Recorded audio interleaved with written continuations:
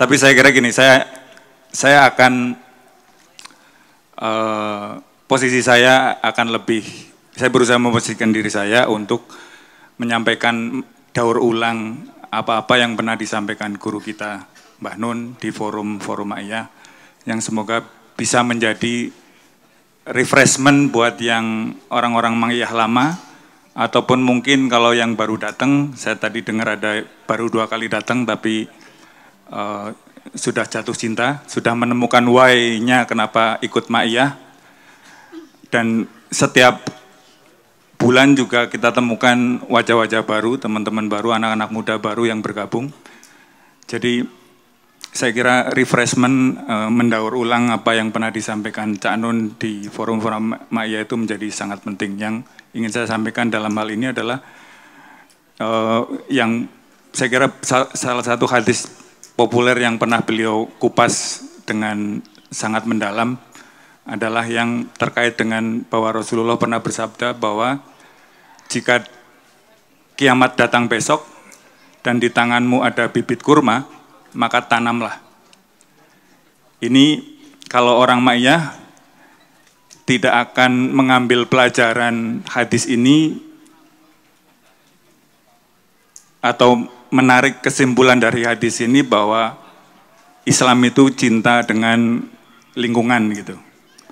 Karena gini, Ma'iyah itu dengan metode komunikasinya yang unik, 2 arah, berdialog, memancing pemikiran-pemikiran yang mandiri itu membuat kita semua untuk terlatih untuk bisa membaca yang tersirat dari yang tersurat gitu ya.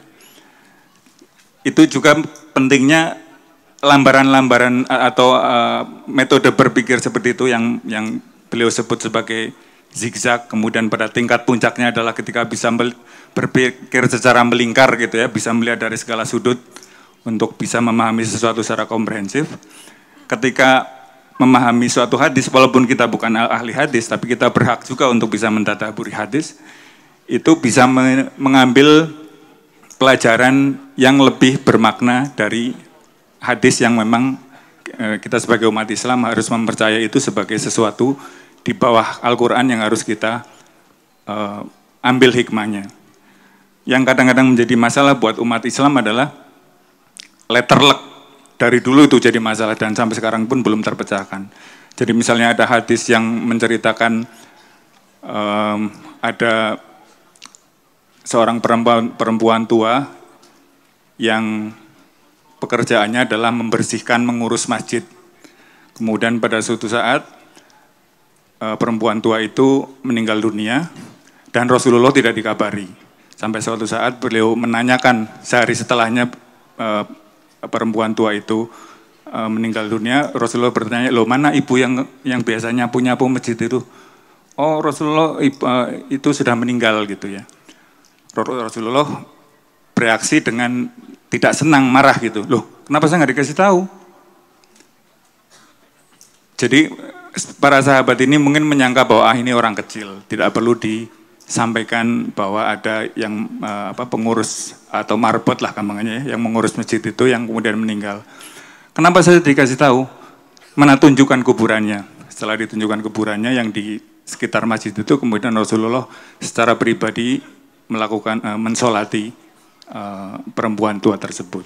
Kalau orang yang letterlek mengambil pelajaran dari hadis itu adalah, oh kalau begitu boleh dong berarti sholat di masjid yang ada kuburannya. Menarik kesimpulannya begitu. Kalau orang Ma'iyah kan nggak begitu. Orang Ma'iyah akan mengambil kesimpulan atau mengambil hikmah dari hadis itu adalah bahwa ya Allah, Rasulullah ini seorang yang levelnya sudah sangat tinggi tapi sangat peduli dengan orang kecil gitu ya. Cintanya kepada orang kecil itu tidak terbantahkan. Kepeduliannya kepada orang kecil sangat tinggi dan benar-benar menerapkan bahwa derajat orang itu bukan soal kedudukan sosial, bukan soal punya harta, bukan soal ganteng tidaknya seperti Mas Munawir, bukan. Derajatnya itu ya di ketakwaannya dan implementasi atau manifestasi dari ketawanya itu, yaitu kalau perempuan itu ya bisanya nyapu, bisanya merawat masjid, ya itu yang dilakukan tandangnya itu yang kemudian meningkatkan derajat sampai diperhatikan demikian khusus oleh Rasulullah SAW. Dan itu juga karakter Mbah Nun yang saya kira selama ini saya sangat kita semua bisa menyaksikan lah bahwa Mbah Nun itu adalah orang yang sangat peduli pada orang kecil, selalu bersedia membela orang kecil ketika ditindas oleh kekuasaan dan sebagainya. Oke, balik lagi ke yang tadi itu, yang hadis bahwa kalau kita tahu kiamat besok akan datang dan di tanganmu ada bibit kurma, maka tanamlah. Ini yang selalu diajarkan oleh Mbah Nun bahwa di Ma'iyah itu, orang-orang Ma'iyah itu memegang etos kerja, bukan etos hasil. Saya nggak tahu ini secara istilah oke apa enggak ya, tapi pokoknya orang Ma'iyah itu tidak berorientasi pada hasil. Orang Ma'iyah itu orientasinya adalah proses, orang Ma'iyah itu orientasinya adalah kerja, orang Ma'iyah itu orientasinya adalah tandang, gitu ya. Kita selama ini berkumpul 24 tahun, kira-kira apa ada impact-nya? Kepada skala yang lebih besar, saya kira kok tidak. Sampai sekarang belum ada, belum kelihatan. Yang kita bisa pahami secara wadak ya. Tapi kenapa kita melakukan?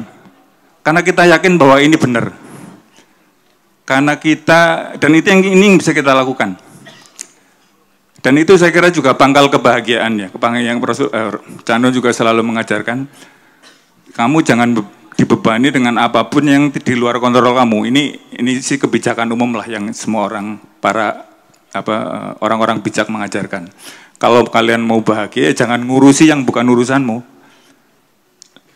Kalau kita mau bahagia, jangan pusing dengan keadaan negara gitu ya. Walaupun kita membicarakannya nggak ada masalah. Lo yang bertanggung jawab untuk ngurusi negara aja nggak pusing, kok kenapa kita pusing? Yang kita bisa lakukan adalah, oke, kita datang bergaul dengan bersilaturahmi dengan teman, mendengarkan kebaikan-kebaikan, berdiskusi, mencoba mengerti, mencoba memahami, mencoba meningkatkan ilmu, itu yang bisa kita lakukan. Dan juga scan QRIS ya, yang selalu disampaikan oleh, minta tolong itu benar-benar ya, ini betul-betul loh, ini nggak pernah, sekali lagi ini berkali-kali disampaikan memang, Ma'iyah itu adalah forum yang tidak pernah disponsori oleh apapun, mandiri. Paling ya oleh beberapa yang punya rezeki lebih lah, mungkin nambah-nambah dikit gitu ya, berapa juta gitu. Tapi kan itu juga tergantung lagi hatinya gembira apa enggak kan gitu, dapat izin apa istri apa enggak untuk ngasih, atau kalau nggak dapat izin ya ngentip dikit-dikit gitu. Tapi intinya ini benar-benar forum yang sangat mandiri dan kita butuh dukungan teman-teman semua. Dan kalau kita yakin bahwa ini sesuatu yang baik, bahwa ini adalah menanam kurma, ya ayo kerjain terus. Ya, jadi saya cuma ingin menyampaikan itu saja bahwa, dan itu dicontohkan oleh guru kita juga. Beliau adalah orang yang selalu, beliau mengatakan modal saya adalah cuma kerja keras gitu ya. Yang beliau lakukan itu cuma kerja keras. Yang bisa dilakukan, nulis, mau terbit atau enggak, mau ada impact-nya apa enggak, nulis. Karena beliau memang punya fadilah menulis, dan bukan hanya menulis, beliau punya fadilah untuk orasi yang sangat hebat. Orator terbaik di Indonesia saya kira Cak Nun. Ya, cuman beliau nggak mau komersialisasi aja. Tapi orator terbaik itu Cak Nun. Kalau beliau mau menjadi juru kampanye, rasanya sih bisa ratusan ribu orang datang dan sangat terpengaruh gitu ya.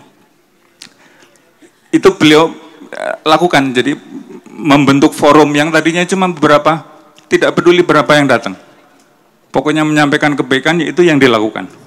Semoga itu bisa kita terapkan di dalam kehidupan kita masing-masing, bahwa ya ayo apa yang ada di kontrol kita, apa yang bisa kita lakukan, kebaikan yang bisa kita lakukan, kita kerjakan. Gak usah pusing dengan hasil, karena sudah terbukti.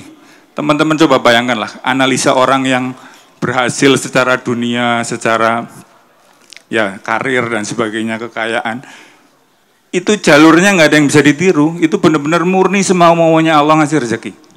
Yang bisa kita lakukan ini hanya, ya kita bisa apa menurut perhitungan kita, oh begini langkah ke satu, kedua, ketiga kita lakukan, selebihnya benar-benar di luar kita, dan jangan-jangan kita pikirkan. Itulah makna dari, seandainya pun kalian tahu bahwa, dan itu pasti nggak mungkin tahu ya, karena itu kontrol sepenuhnya dari Allah, bahwa seandainya pun kita tahu bahwa besok itu kiamat, yang di tangan kita ini ada bibit kurma, ya ayo tanam saja, nggak usah pikirkan hasilnya. Saya kira itu saja yang ingin saya sampaikan Mas Tri. Mudah-mudahan ada manfaatnya. Assalamualaikum warahmatullahi wabarakatuh. Waalaikumsalam warahmatullahi wabarakatuh. Terima kasih Mas Agus.